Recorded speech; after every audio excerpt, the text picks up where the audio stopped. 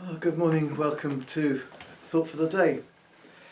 I really appreciated Terry's chat yesterday about using your imagination in reading the Bible, and his account of how he just let his imagination put himself into that scene with the woman and Jesus. And it made me think about incidents in Jesus' life that have really caught my imagination. And there was one phrase I came across. I was slightly surprised to find it there. Probably about 8 years ago, I came across this. It's in the story of the rich young man who comes to Jesus, wanting to know what he's got to do to inherit eternal life. You probably know that Jesus told him to go and sell all his possessions and give to the poor. Well, actually, Jesus told him first to keep the commandments, and the man said, "Oh, yes, I've kept all those." Okay, and Jesus said, "In that case, we'll just take your possessions and sell them and give to the poor." And the man went away sad because he had great wealth. But in the middle of that incident, in the middle of that account, which probably many of us have heard about, as a challenge to those of us who have wealth, how tightly do we hold it? Do we hold on to Jesus, or do we hold on to the wealth? But in the middle of that, Jesus says, or in Mark's Gospel, it says that after this young man had said, "Oh, I've kept all the commandments," Jesus looked at him and loved him. And there's a few other times in the Gospel when Jesus looks at someone, and ever since I've noticed that was there, I've just let my sort of mind imagine what it was like to be around Jesus, and for Jesus to look at someone and love them. I've imagined being on the receiving end of that look. Jesus looking at me, and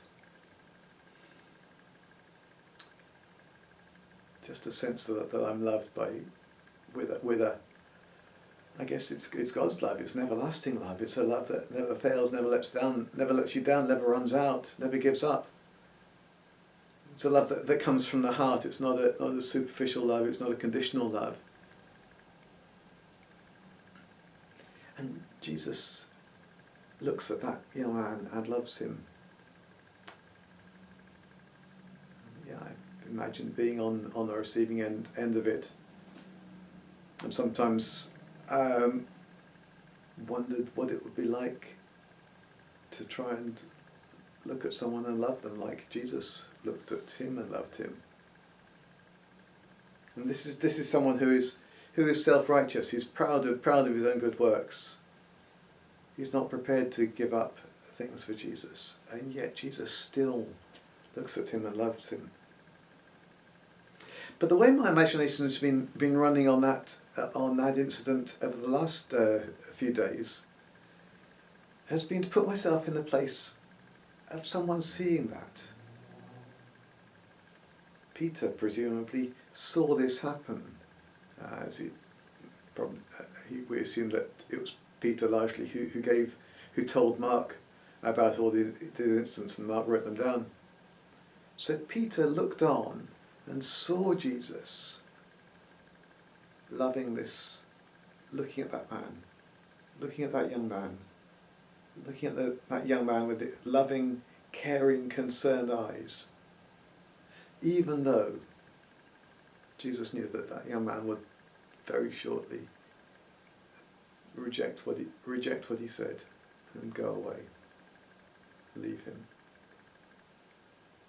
And I was wondering, imagine Peter looking at that and noting.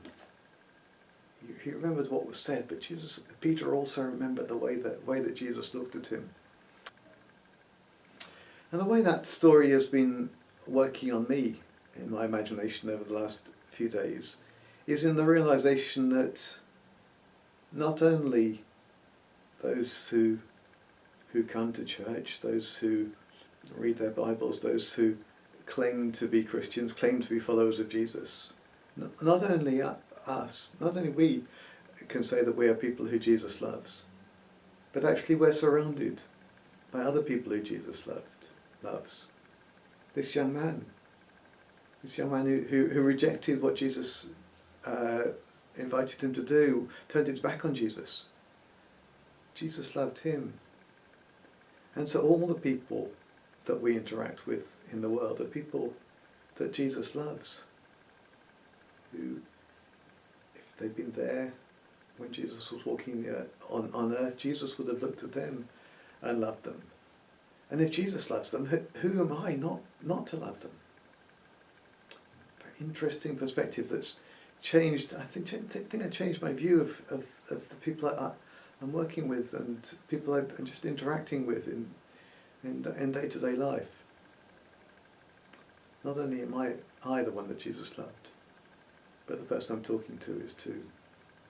That's changed my perspective. Maybe it'll change yours, or maybe there'll be another incident in the Bible, an incident with Jesus that we need to let work on our imagination and change us. If there are stories like that, if there are passages that have worked on you, then do share them. And if you're brave enough to record a thought for the day about them, that'd be great as well. May God bless you as you let what you know about him work in your imagination today. God bless, and I'll talk to you again soon.